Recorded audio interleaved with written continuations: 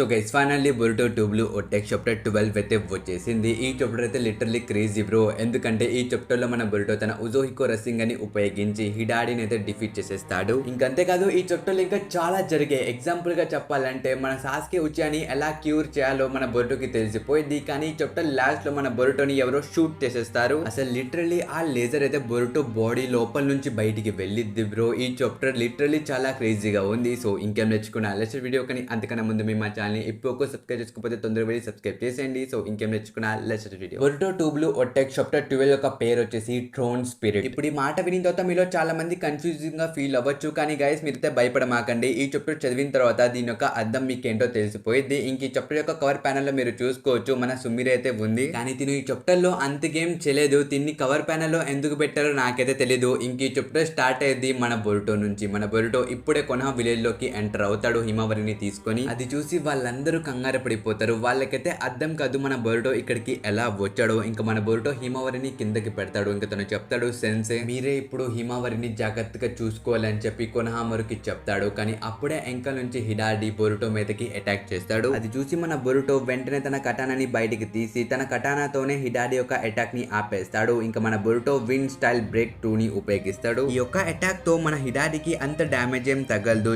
Just మన Boruto తన్ని push చేస్తాడు దూరంగా. ఇంకా మన హిడాడి ఇదే ఛాన్స్ అనుకొని తను వెంటనే తన క్రోమాస్ ని ఉపయోగించి అక్కడ నుంచి వెళ్ళిపోతాడు. ఇంకా దీంతో సీన్ షిఫ్ట్ చేసి మనకి కవాకి దగ్గరికి తీసుకెళ్తారు. ఇక్కడ మన కవాకి చెప్తూ ఉంటాడు మళ్ళీ బొరుటో యొక్క ప్రెజెన్స్ ఇక్కడ నుంచి వెళ్ళిపోయింది. నాకు తెలిసి తను స్పేస్ టైం నింజుస్తూ ఉపయోగిస్తున్నాడేమో అని చెప్పి తను అంటూ ఉంటాడు. కానీ అప్పుడే మన డెల్టా గమనించింది వాళ్ళ కిందే జూరా ఉన్నాడు. కానీ టీమ్ 10 ఎక్కడ కనిపించట్లేదు. అందుకనే వీళ్ళు సెన్సరీ టీమ్ కి కాంటాక్ట్ చేస్తారు. ఇంకా వాళ్ళు మొత్తం డీటెయిల్స్ ఇస్తారనమాట. వాళ్ళు చెప్తారు ప్రస్తుతం టీమ్ 10 అయితే వాళ్ళకైనా ఇంజరీస్ ని క్యూర్ చేసుకోవడానికి న్యూ టౌన్ వైపుకి వెళ్లారు. ఇంకా హిమవరి యొక్క లొకేషన్ వచ్చేసి తను శారదా ఇంకా కొనహామరు బొరుటో దగ్గర ఉందని చెప్పి వాళ్ళు చెప్తారు. అది విని మన డెల్టా కవాకిని అడిగిద్ది అయితే నీ డెసిజన్ ఏంటి, మనం ఎక్కడికి వెళ్దామని చెప్పి తను అడిగిద్ది. కానీ మన కవాకి జూరాని చూస్తూ ఉంటాడు. ఇంకా తను చెప్తాడు వీడు ఇందాక నుంచి కదలకుండా ఒకవైపే చూస్తున్నాడు. ఇంతకి వీడు ఏం చేస్తున్నాడు, వీడి ప్లాన్ ఏంటి అని చెప్పి మన కవాకి ఆలోచిస్తూ ఉంటాడు. కానీ కిందున్న జూరా అయితే కవాకిని పట్టించుకోడు బ్రో. తన్ని అలా ఇగ్నోర్ చేస్తూ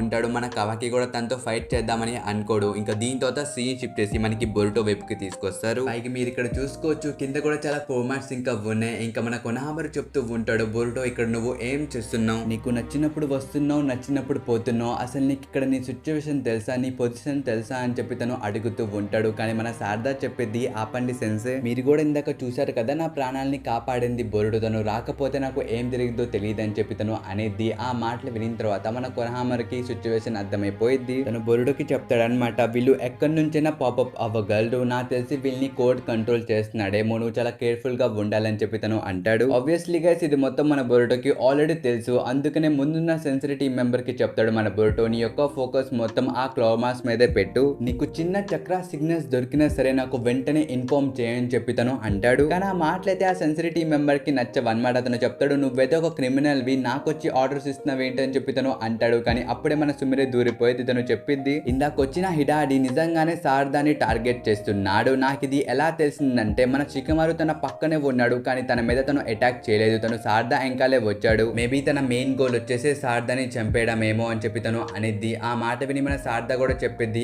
అవును నన్ను తను డివైవర్ట్ చేసేద్దామని చూస్తున్నాడు. పైగా తిను చేసే ప్రతి మూవ్ చాలా సిమిలర్ గా ఉంది. నా చేసి తినికి మా నాన్న చెట్టులా మారిపోవడానికి ఏదో సంబంధం ఉందని చెప్పి తను అనేది. ఆ మాట వినిన తర్వాత మన కొనహామరు షాక్ అయిపోతాడు. తను చెప్తాడు ఆగండి ఒక్క నిమిషం, మన మొయ్యి కూడా ట్రీగా మారిపోయింది, మీరు ఈ ట్రీ గురించి మాట్లాడుతున్నారా అని చెప్పి తను అడుగుతాడు. అసలు ఇక్కడ వీళ్ళందరూ ఎన్ని క్వశ్చన్స్ అడగడం వల్ల మన బొరుటో వీళ్ళందరికీ నిజం చెప్పేస్తాడు. మన బొరుటో చెప్తాడు ఇందాక వచ్చిన అతను సాస్కే అంకుల్ యొక్క చక్ర వల్ల ఫామ్ అయ్యాడు. అలా అని ఇప్పుడు మీరు హోల్డ్ బ్యాక్ చేసి ఫైట్ చేయాల్సిన అవసరం కూడా లేదు. ఇప్పుడు మీరందరూ మీ ఫుల్ స్ట్రెంత్ తోనే ఫైట్ చేయండి in order to save my master అని చెప్పి తను అంటాడు. ఆ మాటలు వినిన తర్వాత మన కొనహామరు షాక్ అయిపోతాడు. తను అంటాడు నీకు ఇంత ఇన్ఫర్మేషన్ ఎక్కడి నుంచి దొరికింది బొరుటో అని చెప్పి తను అడుగుతాడు. అది విని మన బొరుటో ఒకటే చెప్తాడు నేను ఆల్రెడీ మీకు చెప్పాను సెన్సే ఫోకస్ చేయమని, లేకపోతే మీరు చనిపోతారు, మీ ఇష్టం అని చెప్పి తను అంటాడు. ఇంకప్పుడే ఆ సెన్సరీ టీమ్ మెంబర్ అరుస్తాడు నాకు ఒక చక్ర డిటెక్ట్ అయిందని. ఆ మాట విని మన బొరుటో చెప్తాడు నువ్వైతే ఇప్పుడు కంగారు పడమాక, అవి ఎటు నుంచి వస్తున్నాయో నాకు చెప్పు చాలు అని చెప్పి తను అంటాడు. కానీ ఆ సెన్సరీ టీమ్ మెంబర్ చెప్తాడు నాకు తెలీదు అవి ఎటు నుంచి వస్తున్నాయో, ఎందుకంటే ఈ అన్ని క్లోమార్క్స్ నుంచి సిగ్నల్స్ వస్తున్నాయని చెప్పి తను అంటాడు. ఇంకంతే దీని తర్వాత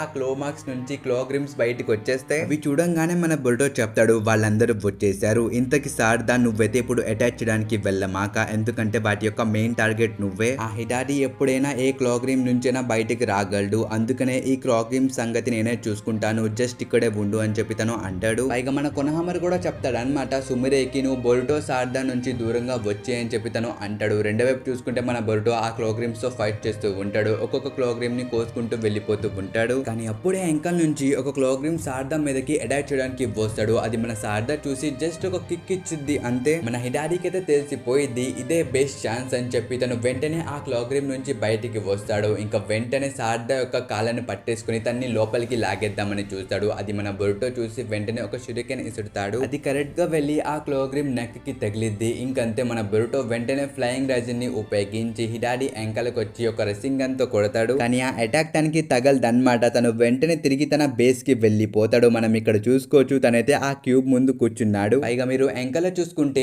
ఆ రూట్స్ వచ్చి తన్ని హీల్ చేస్తున్నాయి బ్రో. రెసింగ్ గన్ వల్ల కొంచెం డ్యామేజ్ తగిలింది అనమాట. ఆ డ్యామేజ్ ని ఆ రూట్స్ వచ్చి హీల్ చేస్తున్నాయి. తను హీల్ అయిన వెంటనే మన బొరుటో సారదా ఎంకలకి వచ్చేస్తాడు. అది మన బొరుటో ఇంకా సారదా ఇద్దరు నోటీస్ చేస్తారు. కానీ అప్పటికే లేట్ అయిపోయింది. మన హిడాడి తన రెనేగాన్ని ఉపయోగించి బొరుటో సారదా చుట్టూ కింద క్లోగ్రామ్స్ పెట్టేస్తాడు. ఇవి చూడంగానే మన సారదా వెంటనే బొరుటోకి చెప్పిద్ది, ఇప్పుడు నేను వెళ్ళి తన్ని డైవర్ట్ చేస్తాను, వెంటనే ఇక్కడ నుంచి ఫ్లై చేసి పైకి వెళ్ళు, ఒక ఓపెనింగ్ దొరకంగానే వెంటనే రెసింగ్ గన్ తో అటాక్ చేయని చెప్పి తను అనిద్ది. కానీ మన బొరుటో చెప్తాడు, నేను ఇప్పుడు ఫ్లై చేయలేను, ఎందుకంటే నేను ఇప్పుడు రెసింగ్ గన్ ఉజుహికోని ఉపయోగిస్తున్నాను, మాక్సిమం అవుట్పుట్ లో తన్ని ఒకే అటాక్ తో ఓడిద్దామని. ఈ మాట విని తర్వాత మన సారదాకైతే ఏం అర్థం కాదు. తను చెప్పిద్ది, ఏంటి ఉజుహికోనా, దేని గురించి మాట్లాడుతున్నావు అని చెప్పి తను అడిగిద్ది. అప్పుడు బొరుటో చెప్తాడు, ఇదైతే నా కొత్త రెసింగ్ గన్, దీన్ని మనం ప్లానెట్ యొక్క చక్రాతో క్రియేట్ చేస్తాం, ఇదైతే చాలా పవర్ఫుల్ రెసింగ్ గన్, నాకు కొంచెం టైం కావాలని చెప్పి తను అడుగుతాడు. అప్పుడు సారదా చెప్పిద్ది, నువ్వు షూర్ గానే ఉన్నావు కదా, నువ్వు నిజంగా ఒక్క హిట్ తో ఆ క్లాక్ రూమ్స్ ని దాటి తన్ని కొట్టగలవా అని చెప్పి తను అడిగిద్ది. అప్పుడు మన బొరుటో చెప్తాడు, ఇది నాకు అంత కష్టమైన పని అయితే కాదు, ఇప్పుడు నాకు హోల్డ్ బ్యాక్ చేయాల్సిన అవసరం కూడా లేదు, అయినా ఈ ఉజుహికో పవర్ అనేది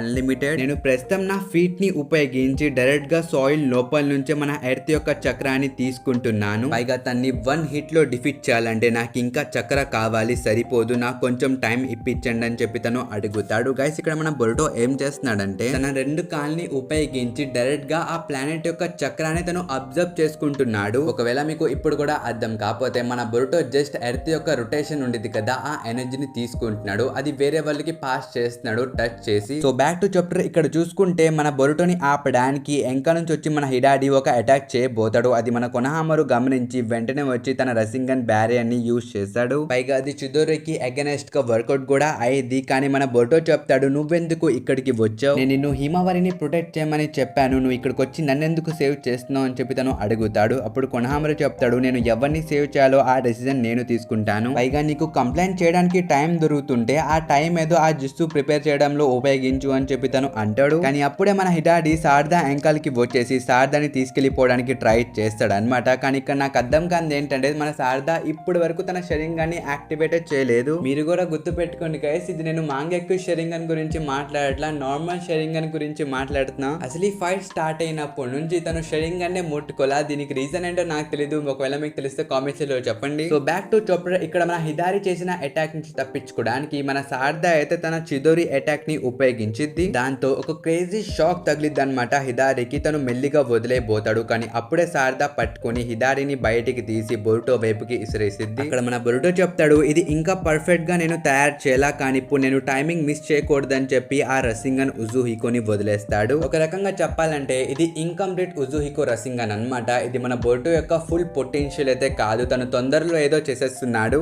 కానీ దానికి అర్థం ఇది వీక్ అయితే కాదనమాట. ఇంకా పైన చూసుకుంటే మన హిడాడి అలా ఎగురుకుంటూ బొరుటో దగ్గరికి వస్తాడు. మన బొరుటో జస్ట్ తన్ని టచ్ చేసి రెసింగ్ గన్ ఉజుహికో అని అంటాడు అంతే. అక్కడ లిటరల్లీ ఒక పెద్ద సైక్లోనే వచ్చేసిద్ది అనమాట. ఇక్కడ మీరు చూసుకోవచ్చు బ్రో, మన హిడాడికి పెద్ద బొక్కే పడిపోయింది. అసలు ఈ అటాక్ ఎంత పవర్ఫుల్ గా ఉండిద్ది అంటే మన హిడాడి యొక్క జస్ట్ అప్పర్ పార్ట్ మాత్రమే ఉందన్నమాట, కింద పార్ట్లన్నీ పోయాయి. పైగా మీరు ఈ ప్యానెల్ లో కూడా చూసుకోవచ్చు జస్ట్ తన హెడ్ ఇంకా ఆర్మ్స్ మాత్రమే ఉన్నాయి, మిగతా పార్ట్లన్నీ పోయాయి. ఇక్కడ మన హిడాడి పైనుంచి కింద పడిపోతూ ఉంటాడు. ఇంకా మన బొరుటో చెప్తాడు, నేను ఇప్పుడు తొందరగా వెళ్ళాలి, లేకపోతే వాడు తప్పించుకుంటాడని చెప్పి తను అంటాడు. తను ఇలా ఎందుకు అన్నాడంటే మీరు హిడాడి కింద చూసుకోవచ్చు బ్రో, ఇంకా క్లా మార్క్స్ అయితే ఉన్నాయి. ఇక్కడ నిజంగానే మన హిడాడి తప్పించుకోవడానికి ట్రై చేస్తున్నాడు. కానీ అప్పుడే ఇంకా నుంచి ష్రింక్ అని చెప్పి ఒక సౌండ్ వచ్చింది అంతే. ఆ క్లా మార్క్స్ మొత్తం చిన్న చిన్నగా మారిపోతాయి. అది చూసి మన హిడాడి షాక్ అయిపోతాడు అనమాట. ఇక్కడ ఏం జరిగిందో తనకేం అర్థం కాదు. కానీ అప్పుడే మన కవాకి హిడాడి మీదకి వచ్చేస్తాడు. ఇంకా తను చెప్తాడు, నీకు నొప్పిగా ఉందా,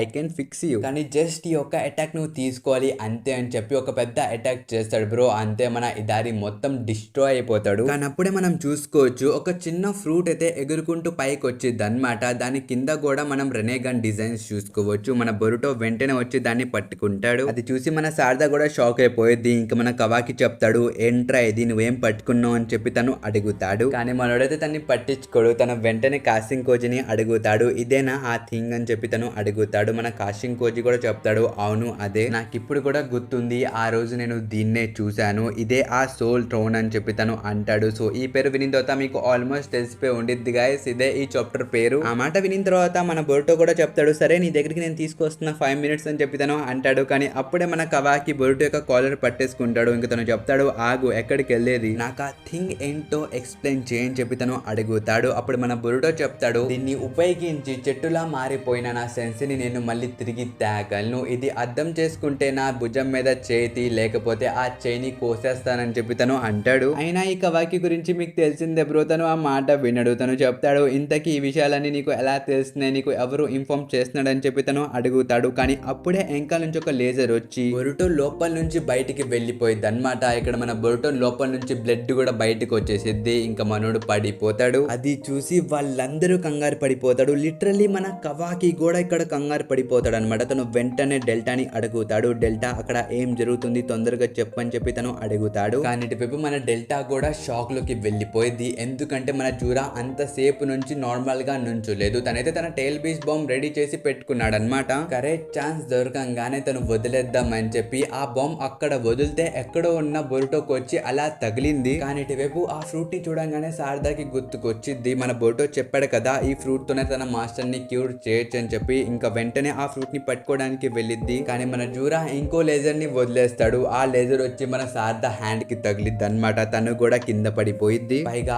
ఆ ఫ్రూట్ అయితే ఎగురుకుంటూ మన జూరా దగ్గరికి వెళ్ళిపోయిద్ది బ్రో, చాలా స్పీడ్ లో. అది చూసి వాళ్ళందరూ కంగారు పడిపోతారు. మన జూరా ఆ ఫ్రూట్ ని తీసుకున్న తర్వాత తను చెప్తాడు, డ్యామ్ బొరుటో, నీకి సోల్ థ్రోన్ గురించి కూడా తెలుసా, అలాంటప్పుడు నువ్వు ఒక్కడవే మాకున్న అతి పెద్ద ఆపద. సరే అయితే ఆ కవాకిని 10 days కి తినిపిచ్చేసి నిన్ను మా చేతులతోనే చంపేస్తాం ఒసుస్సుకి బొరుటో అని చెప్పి తను అంటాడు. ఇంకింతటితో ఈ చాప్టర్ అయితే అయిపోయింది గైస్. ఇదైతే ఒక ఫ్యాన్ మేడ్ ట్రాన్స్లేషన్ చాప్టర్ అనమాట. సో రియల్ చాప్టర్ కూడా సేమ్ ఇలాగే ఉండిద్ది, లేకపోతే డైలాగ్స్ వేరేగా ఉంటాయి కానీ అర్థం మాత్రం ఒకటే ఉండిద్ది. ఒకవేళ ఈ చాప్టర్ తో చాలా డిఫరెంట్ గా ఉంటే దానికోసం స్పెషల్లీ ఇంకో వీడియో అయితే చేస్తాను. సో ఈ వీడియో అయితే ఇంతవరకు. ఈ వీడియో అనిపించిందో కామెంట్ లో చెప్పడం మర్చిపోకండి గైస్. సో మనకు అర్థం నెక్స్ట్ వీడియోలో. And by by.